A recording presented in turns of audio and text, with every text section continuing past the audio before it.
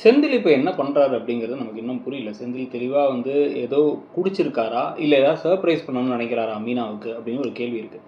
இவ்வளோ தூரம் இந்த வீட்டில் வந்து நான் வரமாட்டேன் வரமாட்டேன்னு மீனா திருப்பி திருப்பி சொன்னதுக்கப்புறமும் இவர் செய்கிற விஷயங்கள் ஏதோ ஒரு மாதிரி பிரச்சனைக்குள்ளே தான் வந்து பெருசாக வந்து வெடிக்க போகுதுங்கிற மாதிரியும் நமக்கு தோணுது. ஸோ அதுக்கு முன்னாடி இப்போ ஒவ்வொருத்தங்களாக கிளம்புறாங்க. கிளம்பும்பொழுது வந்து பார்த்திங்க அப்படின்னா வந்து கோமதி அழ ஆரம்பிச்சிடுறாங்க. இன்னொரு பக்கம் வந்து பார்த்திங்கன்னா ராஜி அழறாங்க.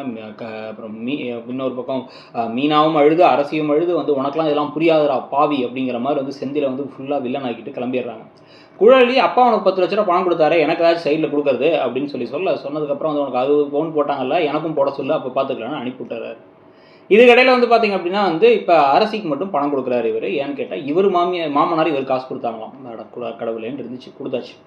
ஸோ இதுக்கு பிறகு வந்து பார்த்திங்கன்னா வந்து இப்போ பாண்டியன்ஸ் ட்ராவல்ஸ் கடைக்கு யார் வரான்னு பார்த்தா குமரவேல் வராரு. வந்து ட்ராவல்ஸ் நல்லா இருக்குன்னு சொல்லிட்டு ராஜிட்ட பேசி என்ன சொல்கிறாருன்னா, பாட்டி இப்போலாம் ரொம்ப அப்பத்தா வந்து சாவை பற்றிலாம் பேச ஆரம்பிக்கிறாங்க.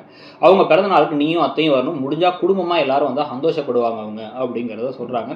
இதை பற்றி யோசித்து இதை எப்படி செய்ய வைக்கிறது ரொம்ப கஷ்டமாச்சு. இவங்க வந்தால் கூட அங்கே எப்படி நடந்துப்பாங்கன்னா, அப்பாவை நான் பார்த்துக்கிறேன், நீங்கள் வந்தால் மட்டும் போதும் அப்படின்னு இப்போ குமார் சொல்கிறாரு.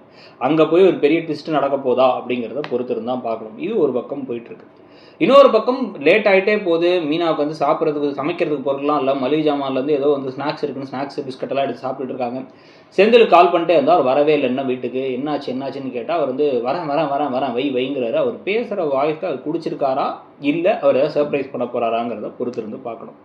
இதுக்கடையில் வீட்டில் இங்கே வந்து பார்த்திங்க அப்படின்னா கடக்கணக்கு எழுதிட்டு இருக்காங்க. அதில் எப்போ தங்கமயிலப்பா சிக்க போகிறாருங்கிறது ஒரு பக்கம்னா, இன்னொரு பக்கம் கோமதி ரொம்ப உடஞ்சி போய் மீனா போனதான் எனக்கு வருத்தமாக இருக்குது. செந்தில் கூட விருப்பப்பட்டு போனான், இவள் விருப்பம் இல்லாமல் போனான், அவளை நினச்சா கவலையாக இருக்குங்கிறத சொல்லிக்கிட்டு இருக்காங்க. ஸோ இது ஒரு பக்கம் வந்து போயிட்டு இருக்கும் பொழுதே வந்து பாண்டியன் ஆறுதல் சொல்லி இந்த குழலி போனும்போது அப்படி தானே வருத்தப்பட்டோம், எல்லாம் சரியாக இருக்கும், நீ கவலைப்படாத, பிள்ளைங்க வந்து அது என்ன வளர்ந்துருச்சுங்க, இந்த மாதிரி நடக்க தான் செய்யணும் ஆறுதல் படுத்திகிட்டு இருக்காரு. இதை பற்றி நீங்கள் என்ன நினைக்கிறீங்க? இந்த சீரியல் எப்படி போகுதுன்னு நினைக்கிறீங்கிறத சொல்லுங்கள். தேங்க்யூ.